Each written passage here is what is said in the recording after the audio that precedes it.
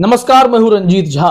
महाराष्ट्र के मुख्यमंत्री बनने का सपना देखने वाले अजित पवार को डिप्टी सीएम पद से ही संतोष करना पड़ा, लेकिन इस सियासी घटनाक्रम के कुछ ही समय के बाद अजित पवार का मन फिर से डोलने लगा है।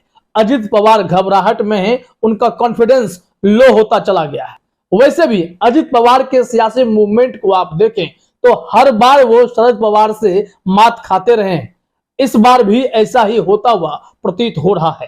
शरद पवार जैसे ही पूरे एक्शन में आए, अजित पवार बैकफुट पर आते चले गए हैं। अजित पवार ने यहां तक ऑफर दे दिया है कि शरद पवार जी चाहें तो हम सुलह कर सकते हैं, और इसमें एनसीपी के अध्यक्ष के तौर पर शरद पवार को ही अजित पवार ने अब भी माना है। दरअसल शरद पवार के एक्शन में आते ही अजित पवार के खेमे में खलबली सी मच गई है। भागम भाग की स्थिति। विधायकों ने अभी से ही अपना मूड बदलना शुरू कर दिया है, सांसदों ने पाला बदलना भी शुरू कर दिया है। यानी एनसीपी के असली बॉस अभी भी शरद पवार हैं। आज तक पर एक खबर चल रही है कि अजित पवार ने शरद पवार के सामने यह ऑफर रखा है कि बीच का रास्ता निकाल लेते हैं, सुलह कर लेते हैं। क्या यह अजित पवार का डर नहीं है? क्योंकि बाला साहब ठाकरे और शिवसेना वाले केस को अगर आप देखेंगे तो उस केस में बाला साहब दिवंगत हो चुके थे, और यहां विवाद जो था उस विवाद में उद्धव ठाकरे को दरकिनार कर दिया गया और शिवसेना शिंदे को सौंप दी गई थी। लेकिन इस वक्त खुद शरद पवार वहां हैं, और उनके रहते उस पार्टी का क्या होगा, किस तरफ फैसला जाएगा, अजित पवार भी अच्छे से समझते हैं। इस वजह से जो जानकारी आई है, जरा अपने स्क्रीन पर आप देखिए, और क्यों अजित पवार धीरे धीरे बैकफुट पर फिर से आने लगे हैं वो भी हम आपको बताते हैं। हेडलाइन में आज तक ने लिखा कि अजित पवार ने शरद पवार के सामने रखा सुलह का फार्मूला, बोले आप अध्यक्ष। लेकिन क्या है, जरा देखिए, इस डिटेल में बताया गया है। अजित पवार गुट ने शरद पवार को लेकर नया फार्मूला सुझाया है। इस नए फार्मूले के तहत शरद पवार पार्टी के राष्ट्रीय अध्यक्ष हैं। इसके साथ ही अजित गुट ने कहा है कि वे नहीं चाहते कि दोबारा चुनाव हो, इसलिए आपसी सहमति से फैसले लेने का आग्रह किया गया है। आपसी सहमति नहीं होने की स्थिति में चुनाव आयोग को फैसला लेना होगा, और जब मामला चुनाव आयोग में जाएगा तो यहां शरद पवार ही सर्वे सर्वा कहलाएंगे। हालांकि जो विधानसभा के स्पीकर होते हैं वो अलग फॉर्मूला तय करेंगे। उनके पास देखा जाएगा कि किसने सबसे पहले बहुत सारे विधायकों का बहुमत लेकर मेरे पास पत्र भेज दिया है, तो फिर उसी के हिसाब से वो फैसला करते हैं। लेकिन यहां शरद पवार के हाथ में अभी भी फुल कंट्रोल है। उन्होंने एक्शन लेना शुरू कर दिया। जब आज शरद पवार सड़क पर उतरे, सतारा जा रहे थे कार्यकर्ताओं से मिलने के लिए, तो सड़कों पर ही जनसैलाब उमड़ पड़ा। मतलब समझ रहे हैं कि हजारों हजार की संख्या में जनसैलाब जैसी स्थिति कह सकते हैं, शरद पवार के समर्थन में लोग उतर आए। इसका मतलब साफ है कि अभी भी शरद पवार का जो किला है वो मजबूत है। हालांकि जो उनके बड़े बड़े सिपाही थे जो बागी होकर चले गए, उन सबको भी साधने की कोशिश शरद पवार फिर से करने लगे। उन्होंने डंके की चोट पर कहा है कि मैं इस पार्टी को फिर से खड़ा कर दूंगा और पुराने स्थिति में ला दूंगा। फिर से खड़ा करने का मतलब यह नहीं है कि वो कोई नए चेहरे के साथ शरद पवार मैजिक करने वाले हैं। उन्होंने कहा है कि 3 महीने के भीतर मैं स्थिति फिर से ठीक कर दूंगा। इसको लेकर भी मैंने खबर देखी तो मैं हैरान रह गया कि अजित पवार का कॉन्फिडेंस लगातार क्यों गिरने लगता है। जब भी वो पाला बदलते हैं तो शरद पवार उनके ऊपर ऐसा कंट्रोल चलाते हैं कि अजित पवार बैकफुट पर आ जाते हैं। उनका कॉन्फिडेंस लेवल एकदम से गिरता हुआ चला जाता है। वैसे तो डिप्टी सीएम अजित पवार के खेमे में सेंध लग गई है, वो भी हम आपको बताते हैं। यहां जो दावा किया गया वो देखिए। जागरण ने लिखा है, शरद पवार का बड़ा दावा, 3 महीने में बदल दूंगा पूरा खेल। जो भी एमएलए गए हैं वो सभी वापस आएंगे। यानी शरद पवार के पास वो पूरा नुस्खा है, वो पूरा फॉर्मूला है, जिसके तहत वो अजित पवार समेत सबको फिर से अपने पास खींच लाएंगे। वैसे भी बीजेपी ने अजित पवार को साथ लेकर एकनाथ शिंदे पर नकेल कसने की कोशिश की। उनकी जरूरत इस वक्त थी भी नहीं। हालांकि एकनाथ शिंदे के विधायकों को अयोग्य करने का मामला जैसे ही सुप्रीम कोर्ट ने विधानसभा के स्पीकर के पास भेज दिया, तो यहां बीजेपी चाल चल सकती है कि एकनाथ शिंदे के तमाम विधायकों को अयोग्य करार करवा दे। क्योंकि बीजेपी अपनों को ठगने में बहुत आगे निकल चुकी है, सबको धोखा दे देती है। खुद ऐसे नेता लोग आरोप लगाते रहते हैं। तो एकनाथ शिंदे को इस बात की टेंशन तो जरूर होगी। इस वजह से अजित पवार का साथ इन्होंने ले लिया है ताकि ये सपोर्ट जो है सिस्टम चलता रहे या गड़बड़ ना हो। लेकिन शरद पवार भी हार मानने वालों में से नहीं है। वो अपने पार्टी के सुप्रीमो होने के अधिकार से कई नेताओं की नकेल कसना शुरू किए तो हर कोई वापस आना भी शुरू कर रहा है।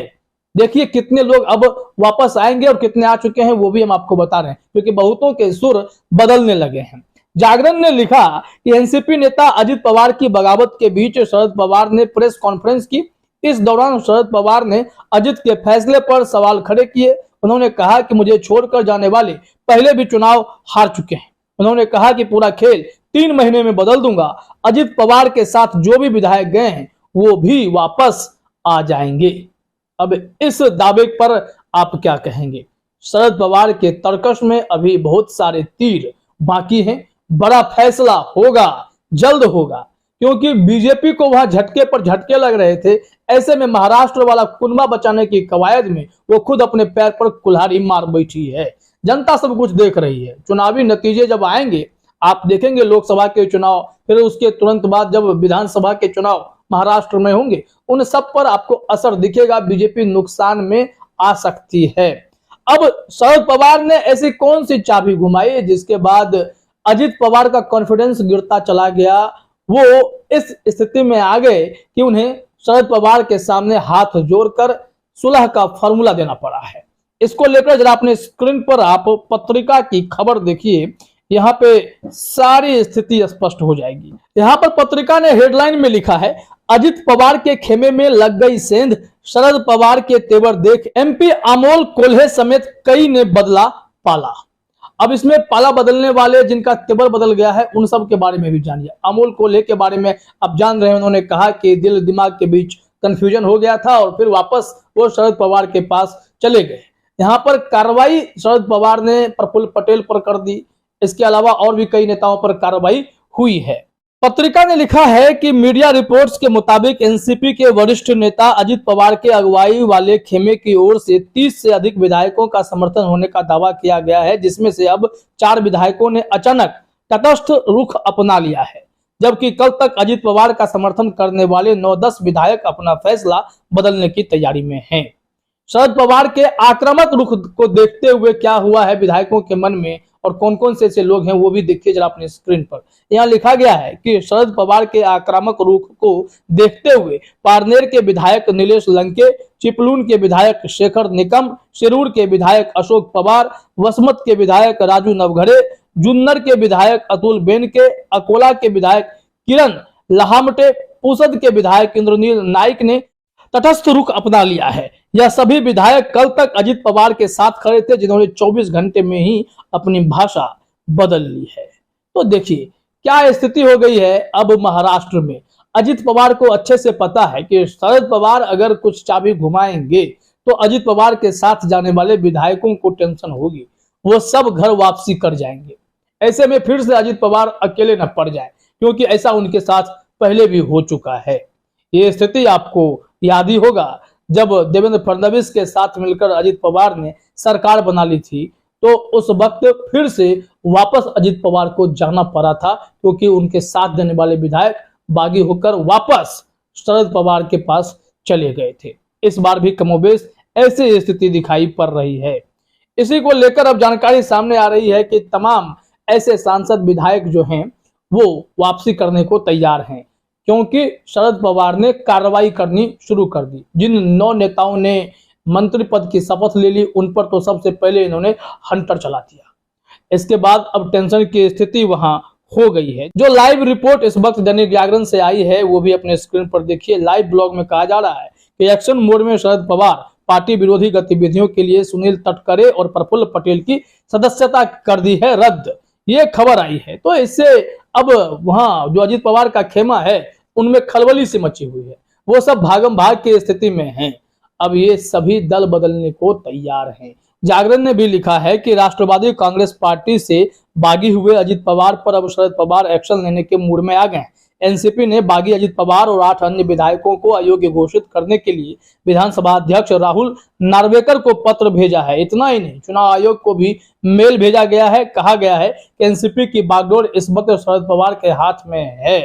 तो ऐसे में अब अजित पवार के लिए मुश्किलें तो बढ़ गई हैं। देखिए अजित पवार कब तक डिप्टी सीएम बने रहते हैं या फिर समय रहते वो शरद पवार के साथ वापस हो जाएंगे। फिलहाल इस वीडियो में इतना ही। आप सभी का हमसे जुड़ने के लिए बहुत बहुत धन्यवाद।